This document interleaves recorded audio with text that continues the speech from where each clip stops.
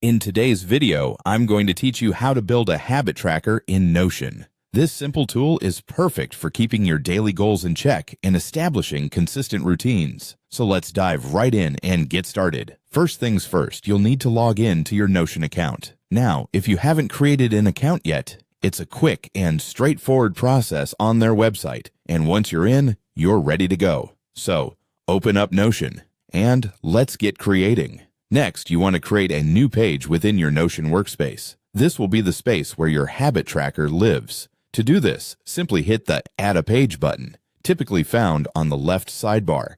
Once you've created your page, you'll need to give it a name that's meaningful and easy to remember. In this instance, let's call it Habit Tracker. Naming it this way will help you easily identify it, especially if you have multiple pages in your workspace. Now, on your new page, we need to create the structure for your habit tracker. Start by typing in Table View into your page. Notion's intuitive commands help in setting up different types of databases, and by choosing the table view, you'll lay down the foundation for an efficient tracker. Once your table view database appears, it's time to set up your columns. This part is crucial because the columns are where you'll customize your habit tracker to fit your personal needs. Think about the essential elements for your habits, like the day of the week, the habit you're tracking, and perhaps even notes or reflections on your progress. With your columns set, the next step is to add a checkbox column for every habit you wish to track. These checkboxes will provide a simple way to mark your habits as done for each day.